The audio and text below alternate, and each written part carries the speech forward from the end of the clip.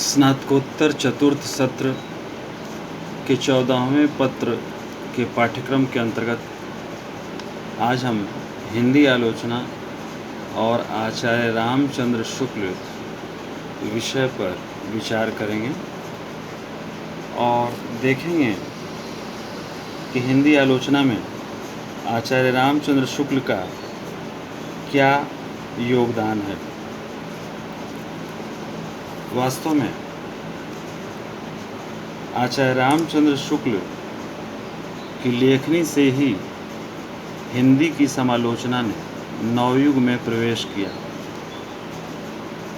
शुक्ल जी के पहले की आलोचना का विशेष जोर गुण दोष विवेचन, रस, अलंकार आदि बहिरंग बातों तक ही सीमित था। शैली विवेचन, तुलना या रीति कवियों के बीच श्रेष्ठता सिद्ध करने में ही आलोचना की इतिश्री समझ ली जाती थी, किंतु कवियों की विशेषताओं और उनकी अंतःवृत्ति की छानबीन अभी आरंभ नहीं हुई थी। संक्रमण काल के इस दौर में आचार्य शुक्ल ऐसे अकेले आलोचक हैं जिन्होंने परंपरागत आलोचना पद्धति की ओर सम्मान का भाव रखकर भी अपने युग की आवश्यकताओं को समझा और सही अर्थों में हिंदी की अपनी सुव्यवस्थित आलोचना पद्धति को जन्म दिया। हिंदी में पहली बार उन्होंने मूल्यांकन के लिए जो प्रतिमान बनाए उनके आधारों की व्याख्या भी की और उसके कारण भी बतलाए। हिंदी आलोचना के लिए यह एक नई चीज़ थी। मिश्र बंधु और महावीर प्रसाद द्विवेदी के आगे हिंदी आलोचना का यह एक महत्वपूर्ण गुणात्मक विकास था। हिंदी आलोचना में आचार्य शुक्ल के कार्य बहुविध हैं। अपने समय के सभी विवादों के प्रति सजग रहकर उन्होंने उनके बारे में अपनी राय व्यक्त की। इसके पूर्व भी उन्होंने बड़ी संख्या में साहित्येतर ग्रंथ लिखे या अनुवादित किए थे। लगभग 14 वर्ष की अवस्था में ही उन्होंने एडिसन के एसे ऑन इमेजिनेशन का अनुवाद कल्पना का आनंद नाम से किया था। मेगास्थनीज के भारत विवरण, राखाल दास बंद्योपाध्याय के बंगला उपन्यास शशांक और एडविन अर्नोल्ड की पुस्तक लाइट ऑफ एशिया का अनुवाद बुद्धचरित नाम से किया। इन सभी अनुदित ग्रंथों की उन्होंने विस्तृत भूमिकाएं लिखी। प्रख्यात जर्मन प्राणी तत्ववेत्ता हैकेल की बहुचर्चित पुस्तक रिडल ऑफ द यूनिवर्स का उन्होंने विश्व प्रपंच नाम से अनुवाद किया, जिसकी भूमिका के रूप में अनात्मवाद और विकासवाद की महत्वपूर्ण समस्याओं पर अपने विचार व्यक्त किए। सैद्धांतिक आलोचना के क्षेत्र में काव्य में रहस्यवाद, अभिव्यंजनावाद तथा रस मीमांसा जैसे अध्ययन उपस्थित किए और साहित्य की मार्मिक समझ को विकसित करने के लिए सभी प्रमुख भावों या मनोविकारों के ऊपर निबंध लिखे, जो चिंतामणि भाग 1 में संकलित हैं।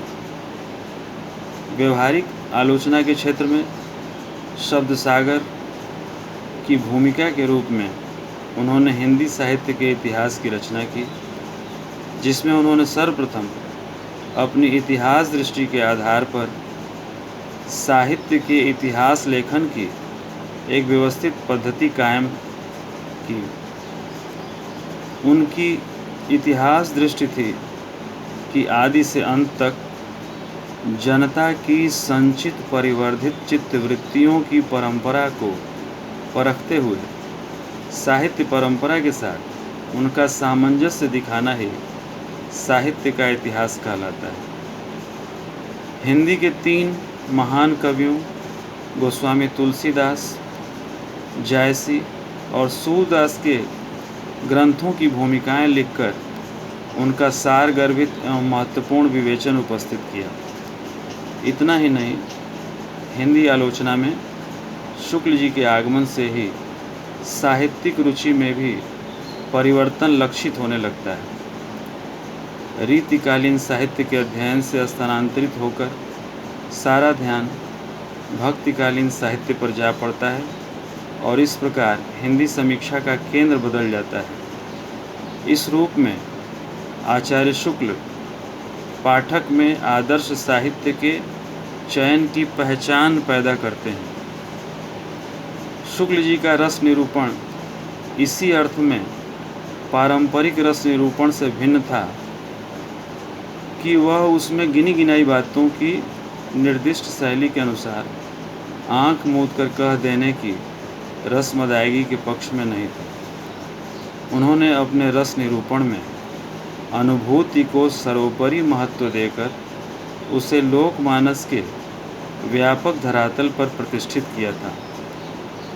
उनके लिए काव्य की रसात्मकता का अभिप्राय था जगत के साथ हमारी रागात्मिका वृत्ति का सामंजस्य या अनुभूति प्रवणता, परंतु अनुभूति को प्रधानता देकर भी आचार्य शुक्ल अनुभूति के औदात्य के समर्थक थे। उसमें भी उन्हें अनुभूति की एकांतिक स्थिति मान्य नहीं थी।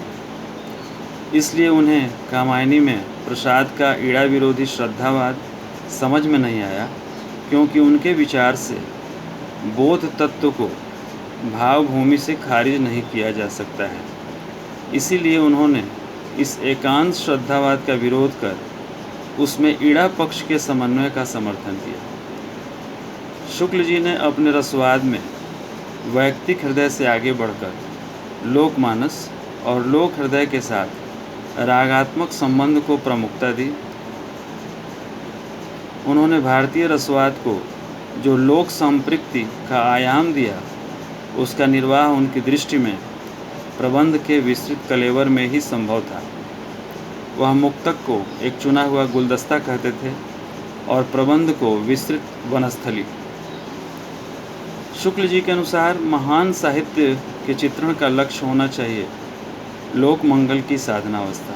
वे कला के लिए हो, इस सिद्धांत के विरुद्ध थे। उनके भाव या मनोविकार संबंधी निबंधों से भी यह स्पष्ट है कि वे साहित्य का अध्ययन सामाजिकता के संदर्भ में करते हैं और अपनी रचना धर्मिता द्वारा शुक्ल जी लोक में समता की स्थापना करने का सपना देखते हैं। साधनावस्था के अंतर्गत शुक्ल जी विरुद्धों के सामंजस्य में ही लोक धर्म का सौंदर्य देखते हैं। उनका विचार है कि मनुष्य जीवन की विराटता तभी प्रमाणित होती है जब जीवन के विविध विरोधी पक्षों का चित्रण एक साथ किया जा सके।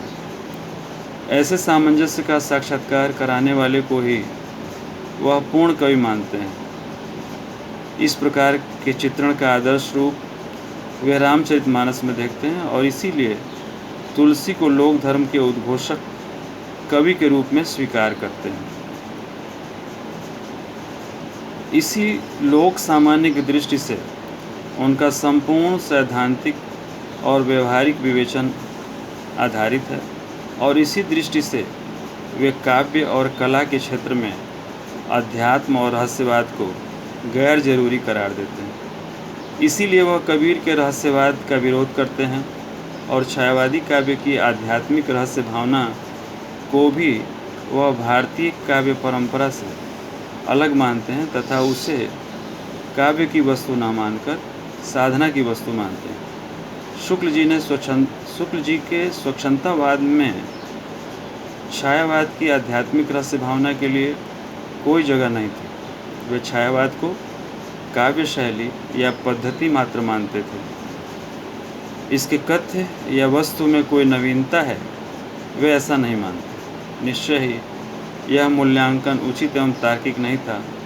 शुक्ल जी के छायावाद विरोध का दूसरा प्रमुख कारण था छायावाद के लोक पक्ष का दुर्बल होना। रहस्यवादी या छायावादी कवियों ने जब भी लोक जीवन पर लिखा, शुक्ल जी ने सदैव उनका स्वागत किया। निराला की सामाजिक, लोक संबंधित और ऐतिहासिक प्रसंगों से जुड़ी कविताओं की उन्होंने सदैव प्रशंसा की। निष्कर्ष यह है कि आचार्य रामचंद्र शुक्ल की लेखनी से ही हिंदी की अपनी आलोचना पद्धति का विकास हुआ और उसे पहली बार सृजनात्मक साहित्य के समतुल्य गरिमा मिली। धन्यवाद।